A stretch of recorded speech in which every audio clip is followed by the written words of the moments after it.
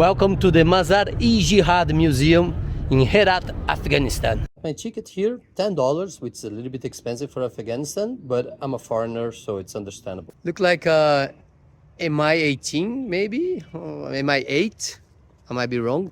Because of this helicopter, I found the museum looking from Google Maps from above. There's another one there. Nice. Tashakur. The guy didn't speak English, but he was kind and helped me find the signs. This is a Mi-24 Hind, I think. You can correct me in the comments area. Also can correct me if I'm wrong, but this is an attack helicopter that can also transport infantry because it's really big. You have the machine gun, you have the missiles, but also has space for infantry here. It's not every day that you are in Afghanistan looking at old Soviet helicopter. The museum's architecture from outside is really beautiful. Really pretty, actually.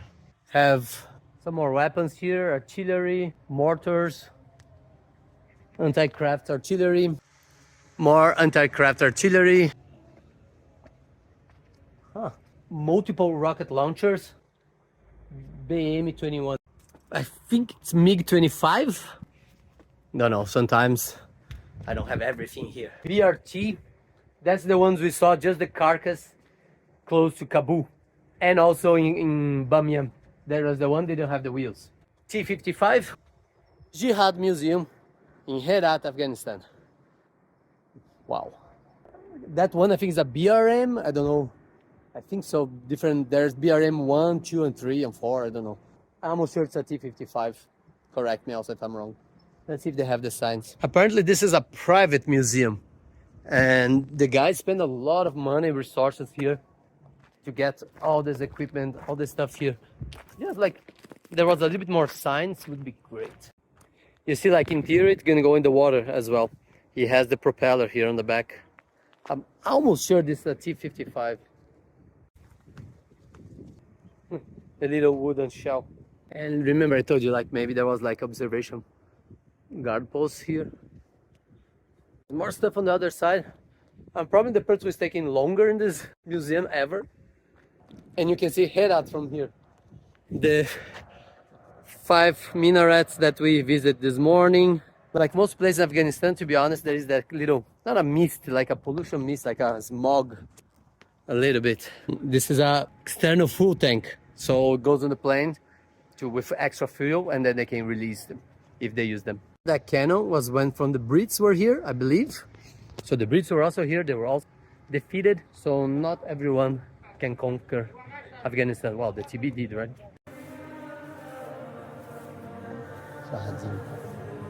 All Mujahideen. Mujahideen. Over there, they're killing prisoners of war from the Soviet, which is obviously not great.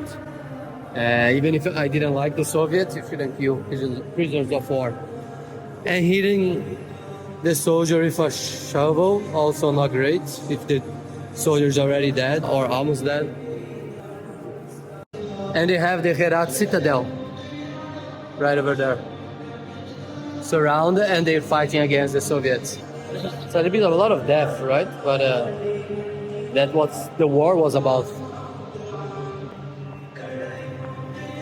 The Citadel. The Citadel. So, the Citadel there, and then I was here. Because I guess, I don't know who to control the Citadel. I would say the Soviets, because they had more firepower.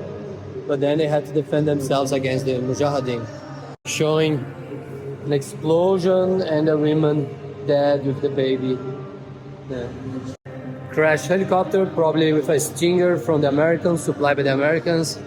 All the dead Soviets, dead Soviet soldiers, burn APCs.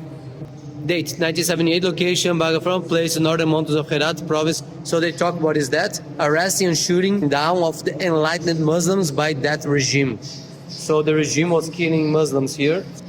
And then people were revolting, I guess. 1979 got him. South part of Herat province are starting people revolt against that time government. So people are revolting against the government. Okay, so this is a much better explanation. Attacking the soldiers with shovels. The woman supplying weapons to the guy to shoot, throwing rocks with stilingue. I don't know how to say in English. 79, north part of Herat province, Soviet Union of that time in Afghanistan from Turk on the street. I think that's when the Soviets were leaving Afghanistan. No, 79, no, because they left in 89.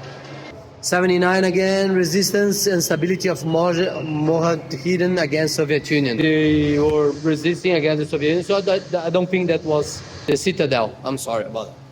Bad information. 1989, west of Herat city, subject place where Mujahideen defend against the period government for 14 years, and Toganski Street is the exit of Soviet Union soldiers from Afghanistan. So here, yes, the Soviet Union soldiers are leaving Afghanistan forever. Big column. The invasion lasted 10 years, not 14 years. Maybe the regime already was bad before. Mujahideen resist against that time, government resists from the months, 1990. The fighting still kept going, right? It's descending to a civil war here in Afghanistan. Esse cara lá atrás tem muito cara de TB. Então, I stopped recording suddenly. And it's a very clean museum, very clean. So they keep clean shoes here. Good. They give you a little plastic. They were fighting sometimes with very old weapons. That's all they had, especially before the Americans started helping. Cool. AK-47. Those are all the different shells from the Soviet Union. And here are all the different mines, anti-equipment and personnel, anti-tank.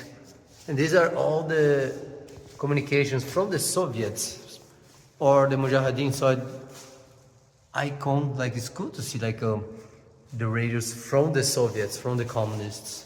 Those are all the anti-tank weapons. Especially the Mujahideen didn't have tanks, so it was the Soviet Union, the Soviets had. Maybe they were supplied by the Americans. Thick caliber.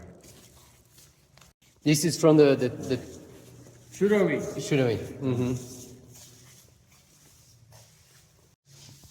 Like grenade launchers. Classic. And all the different calibers you can expect here. All of them. Obviously most Soviets. Several types of RPGs, mortars. Very good. Wow, this is looks like a piece of bamboo and the RPG. So this is it. You had a taste of the Jihad Museum in Herat, Afghanistan. Multiple rocket launcher. There's a big helicopter there as well that I told you, the Mi-18. I believe Mi-8 maybe. Please let me know in the comments area. Apparently we're gonna have tea inside the helicopter. Amazing. It's not every day, right? Wow, that's really nice. That's a really cool helicopter. Inside. Think about coming here.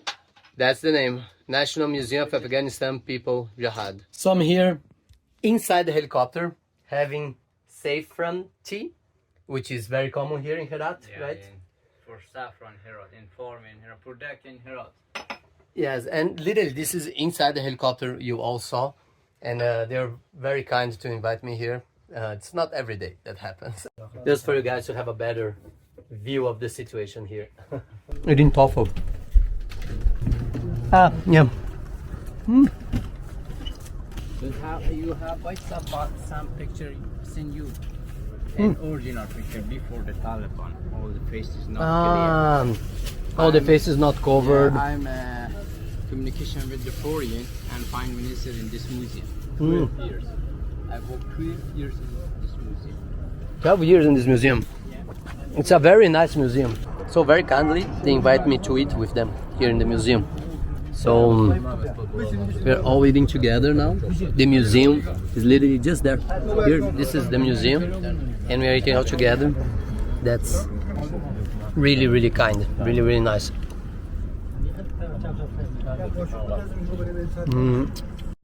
It's an Afghan tradition to invite your guests to eat, so it's a very welcoming society. These beans are common here. You also. Potato and beans. This name is in Afghan branch. Branch. Branch, yeah. Ah, okay. Like It's in English and Farsi branch. yeah, like it's a breakfast lunch. Okay. It was a lot of food. I'm very satisfied. Oh, thank you so much. Tashakur. What an experience. Invited by the owner of the museum to have tea and then have lunch with them. Hanafiz, thank